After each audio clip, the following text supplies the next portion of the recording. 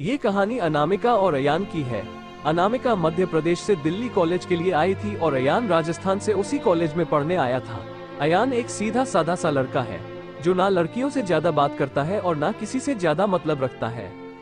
अयान की यह बात अनामिका को बहुत अच्छी लगती है और वह किसी ना किसी बहाने से अयान से बात करने की कोशिश करती है।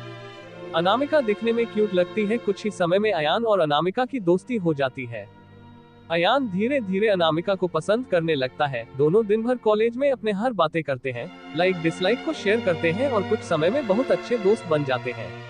अयान की लाइफ में पहले कभी कोई लड़की आई नहीं थी, जबकि अनामिका के पहले दोस्त थे और वो सबसे बात करती है। अयान को ये पसंद नहीं था। एक दिन बातों ही बातों में अयान अनामिका को अपने दिल की बात बता देता है। अनामिका उससे एक दिन का वक्त मांगती और कहती है, मैं कल तुम्हें इसका जवाब दूंगी। अनामिका सोचती, जब अयान कॉलेज पढ़ने आया था तब वो सिर्फ पढ़ाई पर ध्यान देता था, पर अब उसका पूरा ध्यान मुझ पर रहता है। अगर मैं इसकी गर्लफ्रेंड बन जाऊंगी तो ये पढ़ाई भूल जाएगा और मुझ में ही लगा रहेगा। यही सब ख्याल अनामिका के मन में होते हैं और दूसरे दिन अनामिका अयान को मना कर देती है और कहती है, मैं तो तुम्हें बस अपना दोस्त समझती हूँ, इससे ज्यादा कुछ नहीं। मैं यहाँ पढ़ने आई हूँ और कुछ करने नहीं। तुम चाहो तो मेरे दोस्त रह सकते हो। अयान दोस्ती के लिए मना कर देता है और अनामिका को बहुत समझाता है, लेकिन अनामिका कुछ नहीं सुनती। अयान को ये बात बहुत बुरी लगती है और वो अनामिका से बात करना बंद कर देता है। कुछ दिन कॉलेज भी नहीं आता है। अब अनामिका को भूलकर पूरा ध्यान पढ़ाई में लगाता है और ना किसी से ज्यादा बात करता है और ना मतलब रखता है। देखते देखते कॉलेज बीत जाता है और सब अलग अलग हो जाते हैं। अयान कॉलेज में टॉप कर जाता है और सबसे पहले नौकरी पा लेता है। 2-3 साल बीत जाते हैं। ना अयान को अनामिका का पता रहता है और ना अनामिका को अयान का कुछ पता रहता है। अयान अपनी कंपनी छोड़कर एक नई कंपनी में ज्वाइन करता है, जिसमें उसकी पोस्ट पहले से बहुत अच्छी और पगार दुगनी रहती है। जब अयान पहले दिन ऑफिस जाता है तो उसे पता चलता है अनामिका इस ऑफिस में उसकी जूनियर है। वो उस पर बिल्कुल भी ध्यान नहीं देता है और काम में ही लगा रहता है।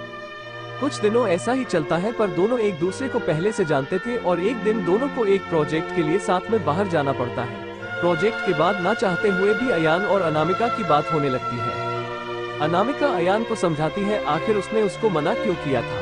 अयान को अनामिका की बात समझ आ जाती है और दोनों में गहरी दोस्ती फिर से हो जाती है। पूरे ऑफिस में दोनों की दोस्ती के चर्चे होने लगते हैं। अयान सीधा साधा लड़का रहता है, उसको ज्यादा कुछ समझ में नहीं आता है। अयान कुछ समय बाद अनामिका को डिनर पर ले जाकर फिर से प्यार का इजहार करता है। अनामिका इस बार अयान से मना नहीं करना चाहती, पर उसके पास कोई चारा नहीं है क्योंकि कुछ ही दिनों में उसकी शादी होने वाली रहती है। अनामिका अयान को अपनी शादी की बात बताती है। इस बार अयान का दिल पूरी तरह टूट जाता है। वो बिना कुछ कहे वहाँ से चला जाता है। अनामिका रात में सोचती है कि अयान से अच्छा लड़का मुझे कभी नहीं मिलेगा। वो फैसला करती है कि कल अयान को हाँ कर दूंगी और मम्मी पापा को अयान से शादी के लिए मना लूंगी। जब दूसरे दिन अनामिका ऑफिस जाती है तो उसको पता चलता है कि अयान ऑफिस छोड़कर चला गया और दोबारा कभी कंपनी में नहीं आएगा। जाते जाते आयन अनामिका को एक खत लिख जाता है। जिस दिन मैंने तुम्हें देखा था उसी दिन से मैं तुमसे प्यार करता हूँ। मैं तुम्हें जिंदगी में कभी नहीं भूल पाऊंगा। तुम जहाँ भी रहो, जिसके साथ भी रहो, खुश रहो। अब इस जीवन में इस दर्द के साथ ही जिंदा रहूंगा। मैंने हमेशा तुमसे प्यार किया है और केवल प्यार किया है। तुम मेरी जिंदगी में आने वाली पहली और आखिरी लड़की हो। अब ना मेरी जिंदगी में कोई आएगा और न मैं तुम्हें कभी अपनी शक्ल दिखाऊंगा।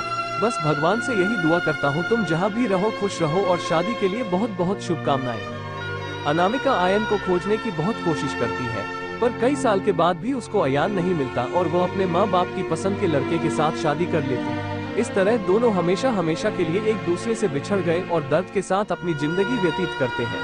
बस यही था आयन और अनामिका की कहानी। आपको ये कहानी कैसे लगा कमेंट बॉक्स में जरूर बताना। कृपया सब्सक्राइब कर देना दोस्तों।